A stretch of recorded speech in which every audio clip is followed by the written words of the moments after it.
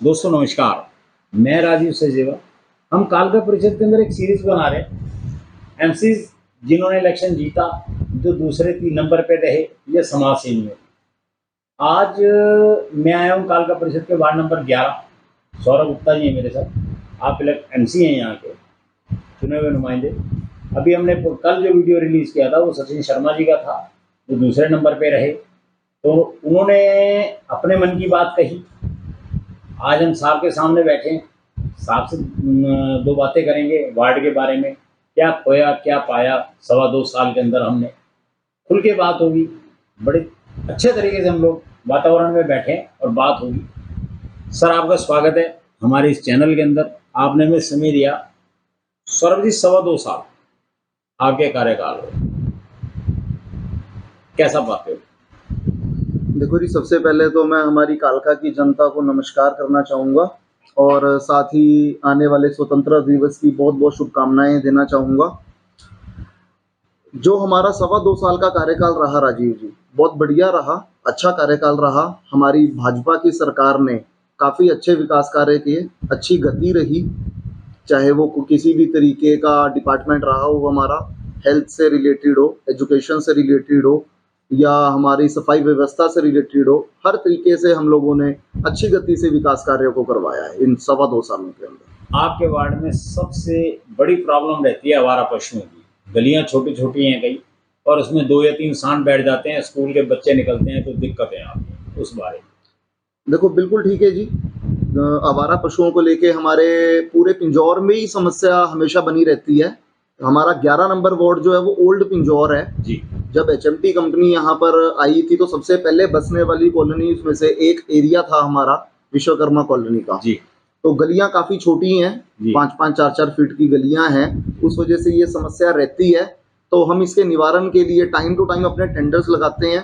जी। गौशाला के अंदर गाय को या नंदी को भेजने का कार्य करते हैं टाइम टू टाइम, ताकि समस्या से निवारण मिले।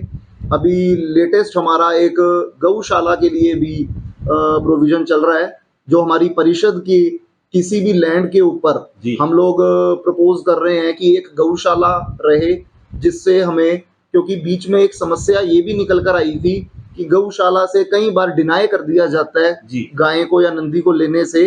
तो हम परिषद की तरफ से ही प्रपोज एक गौशाला का निर्माण करने की व्यवस्था को बना रहे हैं। तो जैसे ही वो रहेगा आप तक उसकी इंफॉर्मेशन पहुंचाई जाएगी। दूसरा मुद्दा हमारा ये है, जो आम आदमी को जिसे दिक्कत होती है, कालका के अंदर इधर पिंजौर के अंदर हॉस्पिटल है, उसके साथ में एक टॉयलेट बना हुआ है, एकमात्र टॉयलेट है वो। और उसकी कंडीशन हमेशा लगभग हमेशा तो नहीं कहूँगा, अधिकतर खराब रहती है। माएँ बहनें आती हैं हमारी, बाहर से आती हैं, एक स्टॉपेज है, हिमाचल को भी टच करता है एरिया में से, बहुत दिक्कत रहती है। शौचालय के बारे में आप? देखो राजीव जी, पहले हमारे प्रशासन के द्वारा सुलभ शौचालय जो रहते हैं उनको भी हैंडओवर किया गया था ये सारा, पर ठीक से मैनेजमेंट ना होने की वजह से अब दोबारा से परिषद इस चीज़ को मेंटेन करने की तैयारी कर रहा है। हमारी पिछली हाउस की मीटिंग के अंदर ही हम लोगों ने इसकी टेंडर की प्रक्रिया को किया है। कालका परिषद में जितने भी हमारे शौचालय रहते हैं उनकी मेंटेनेंस से रिलेटेड भी टेंडर लगाए गए हैं। साथ में उनकी देखभाल के लिए वहां पर 1 कर्मचारी या 2 कर्मचारी जितने भी रिक्वायर्ड रहेंगे वो परमानेंट तौर पर वहां पर रहें और सही तरीके से उसको मेंटेन करा जाए। तो इसके लिए टेंडर्स की प्रक्रिया हो चुकी है।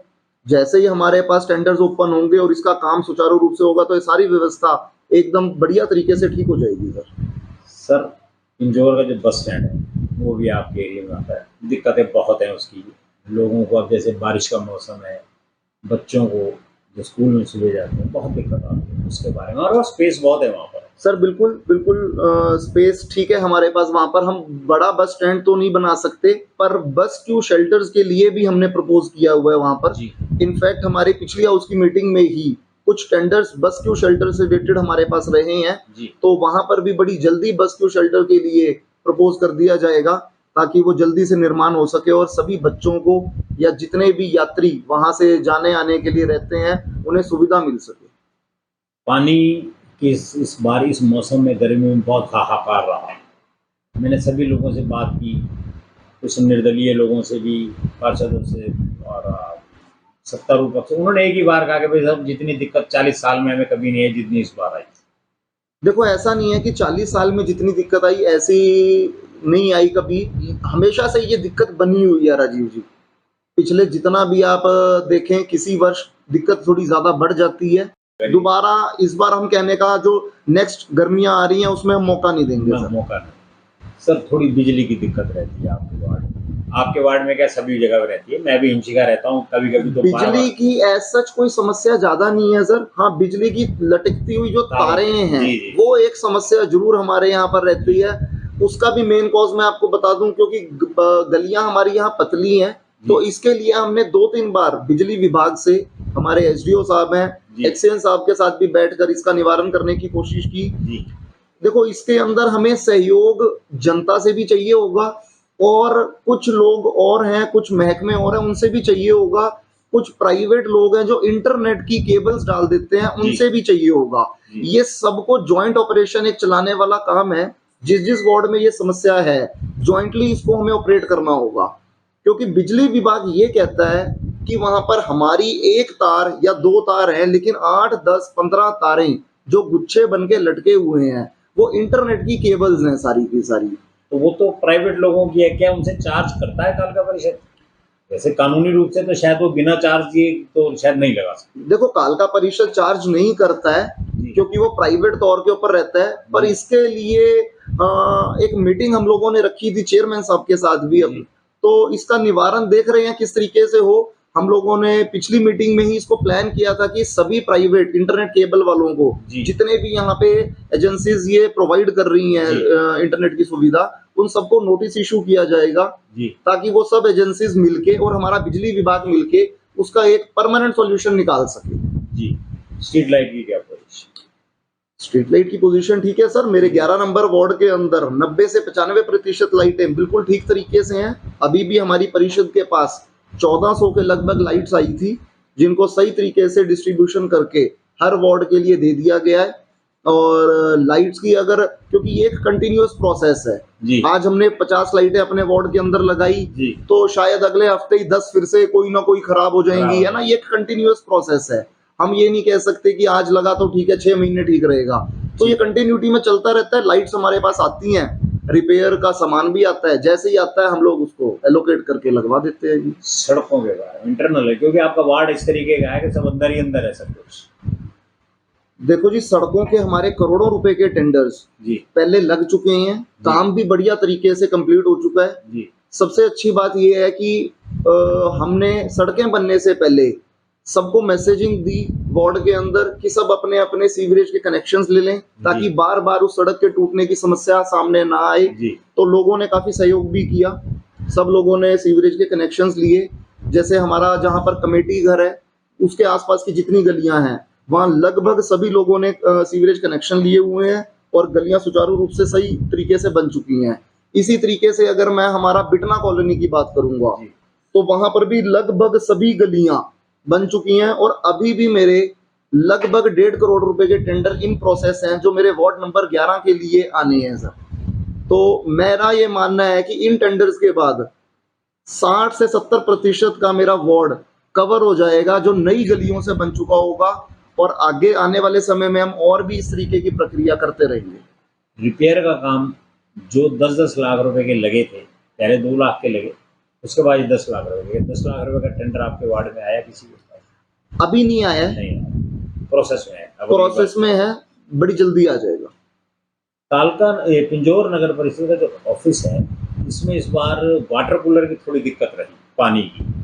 अधिकारियों से कहा गया, शायद अब आप जानते ही हैं बाकी बातें, सभी व्यक्तियों से कहा गया, वो निवारण नहीं। इसकी जानकारी मेरे पास अभी नहीं है राजीव जी। अगर कोई इस तरीके की समस्या हमारे परिषद के अंदर आई है तो मैं जरूर अपने एक्सीएन साहब से या ईओ साहब से बात करके उस चीज का निवारण करेंगे, ताकि नेक्स्ट टाइम ऐसी कोई समस्या ना आए। क्योंकि बच्चे आते हैं दिन में, सारा दिन सीएससी सेंटर है एक मात्र। हाँ जी, हाँ जी। अच्छा, एक चीज और है सर, सीएससी सेंटर जो वो जगह है वहां पर उन लोगों ने शायद अपने रेट लगाए हैं या नहीं लगाए। मेरा एक निवेदन है आपसे निजी रूप से कि उन लोगों को हर काम की एक अपना रेट लिस्ट उनकी लगनी चाहिए CSC सेंटर की, क्योंकि वो सरकार के द्वारा आवंटित है वो जगह, है तो एक प्राइवेट सिस्टम जो उसको ऑपरेट कर रहा है। देखो डिपार्टमेंट वो जगह सरकार की है, बिजली भी शायद सरकार ही दे रही होगी उनको, उसकी हमें कोई दिक्कत नहीं है, लेकिन उनको यह है कि वहाँ एक रेट लिस्ट प्रॉपर तरीके से लगनी चाहिए, ताकि हर व्यक्ति को पता रहे भी इस चीज़ का इतना पैसा मुझे सरकार के अकाउंट में जमा करना है। बिल्कुल ठीक है राजीव जी। इसके लिए व्यवस्थित तौर के ऊपर अगर कहीं पर ऐसा है जहां पर रेट लिस्ट नहीं लगी हुई है तो उनको जरूर हम लोग मैसेज करेंगे।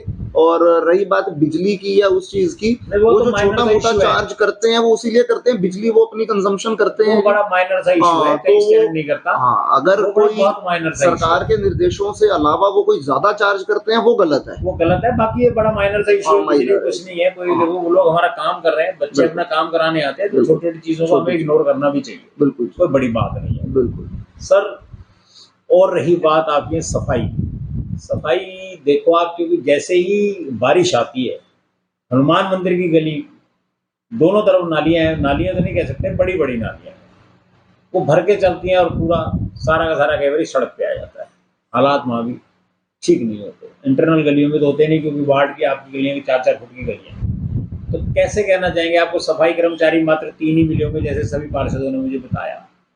तो आप क्या कहना चाहते हैं या क्या करेंगे आप कि जिससे कि सफाई व्यवस्था थोड़ी और सुचारू रूप से चले? देखो राजीव जी, वार्ड जिस हिसाब से हमारे पास हैं जी। सभी पार्षदों के, मेरा वार्ड सबसे बड़ा वार्ड है, 5600 वोट का वार्ड था मेरा। जी तो बाकी वार्ड भी बड़े हैं, ऐसी बात नहीं है, सब अच्छे ठीक ठाक क्षेत्रफल के साथ जी, वार्ड है। तो 3 कर्मचारी नो डाउट कम है। कम। 3 कर्मचारियों के साथ वार्ड के अंदर काम को करवाना थोड़ा मुश्किल हो जाता है। इस चीज के लिए हम लोगों ने शुरू से ही अपना एक मुद्दा रखा है कि कर्मचारियों को बढ़ाया जाए। बढ़ाया जाए। तो इस चीज के लिए लगातार जब भी कोई हमारी मीटिंग हायर ऑफिशियल्स के साथ रहती है तो हम इस बात को रखते हैं। और मेरा मानना यह है कि बड़ी जल्दी ही हमें लगभग 60 कर्मचारी और नियुक्त होंगे हमारी परिषद के लिए।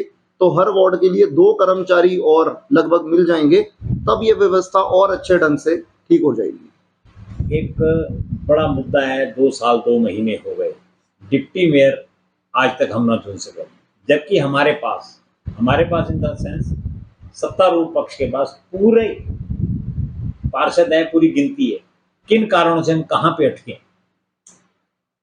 देखो, इस चीज के लिए किन कारणों से हम अटके मैं नहीं बता पाऊंगा, जी। क्योंकि ये निर्णय लेना हमारे संगठन का काम रहता है जी या हमारे प्रशासन का काम रहेगा। जी अगर प्रशासन या संगठन मिलकर कोई चुनाव की प्रक्रिया रखता है तो जरूर हम लोग शायद किसी ना किसी निर्णय के ऊपर पहुंचेंगे। जी अब इस चीज के लिए मैं ज्यादा कुछ ना कहकर यही कहूंगा कि अगर डिप्टी मेयर रहता हमारे यहाँ पे या आने वाले समय के लिए भी रहे तो अच्छी बात है। चेयरमैन के साथ एक पावर जुड़ती है, जी। एक साथ मिलता है, ताकि चेयरमैन साहब अगर कभी भी एब्सेंस के अंदर अपनी, तो वो उप प्रधान उस कार्य को प्रॉपर तरीके से कर पाता है। कर।